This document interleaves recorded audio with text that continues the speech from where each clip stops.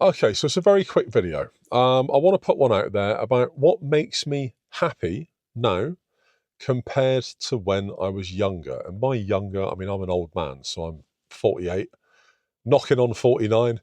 And when I say younger, I mean sort of early to mid 20s, like 22, 23, like that kind of age. So when I think about happiness now, it feels a lot simpler than it did when I was young. Now, that's not because life has got any easier. If anything, it's absolutely gone the other way. Everything's more expensive. You're far more responsible for more things, whether it's people in a work environment, whether it's children that you've now got, and obviously you have to do adulting yourself when you're in your 40s, massively so. But it's actually because my expectations shrank to really just cover the things that actually matter. So when I was younger, happiness, it kind of looked like a Christmas list. It looked like a bigger, faster, better car, a bigger, baller house, more likes on social media, you know, the next big shiny thing, that massive night out at Ushuaia in Ibiza. I basically chased markers. I chased status, sadly. And when social media came out, which was around 2005, 2006, I started chasing validation and approval. And I know now that those things are very silly.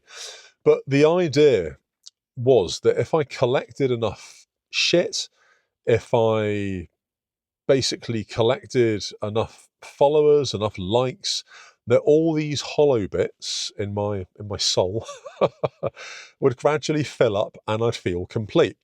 And I do remember nights would go by and I'd be thinking to myself, if I just get to this next marker, if I just get this next thing, I'll be sorted, I'll be there. But the next thing never sorted me. It isn't that I changed, it's just that the terms of the chase changed.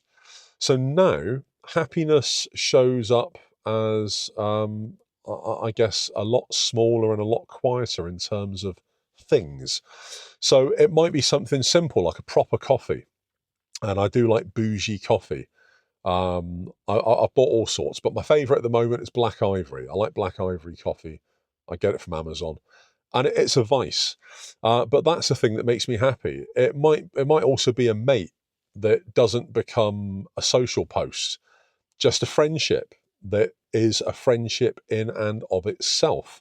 And I don't need to post about it for validation. I don't need to post about these things, even my bougie coffee.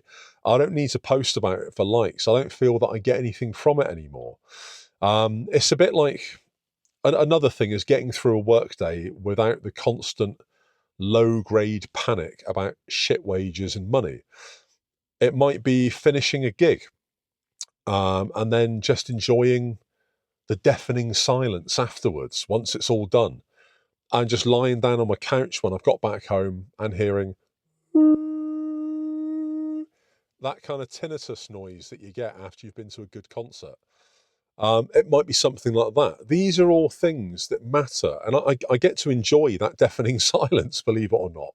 It's almost like a reward for a job well done. It's a bit more intrinsic, I guess.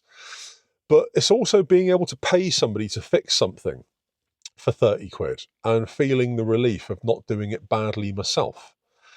It might be that you're able to treat somebody to a meal. You're able to buy a homeless person a meal deal. You're able to treat your kids to food out or buy something nicer for your partner for Christmas. All of these little moments, they add up in a way that flashy purchases for myself never did. So also now I'm older, I do worry less about other people's expectations. In fact, I say I worry less about it.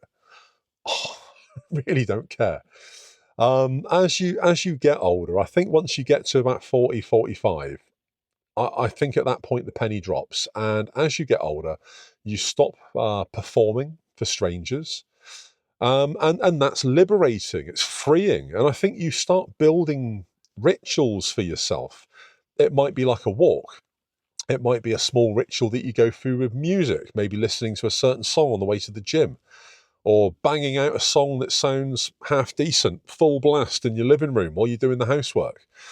All of these rituals are boring to a younger version of me. They were crap. They were things that old people did that didn't mean anything. But now I'm older, they anchor me.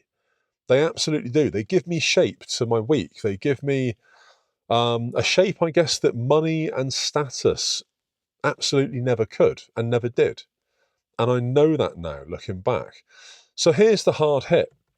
All of the trade-offs, the comfort and the peace of mind, they cost you things too. They cost you energy, attention. And it's transitioning from one need to the other. And that's what happened when I kind of hit 45, I think. I think I developed the patience just to let things settle rather than to let them explode. But the upside to that is absolutely enormous. The happiness that I've got now is less about winning. I mean, I still think about winning, but it doesn't like guarantee my happiness. So happiness now is less about winning and it's more about living without constant chatter. It's about turning down social noise. It's a less spectacular and more sustainable existence mentally.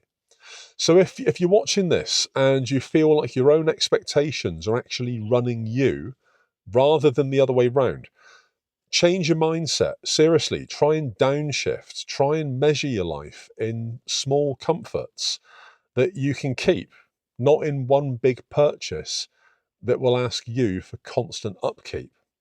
So, what are your thoughts on this? What makes you happy? Has that map of happiness changed as you've gotten older? Has it stayed the same? I'm really keen to find out your take on this. Look, let me know in the comments below. YouTube is going to put another video there.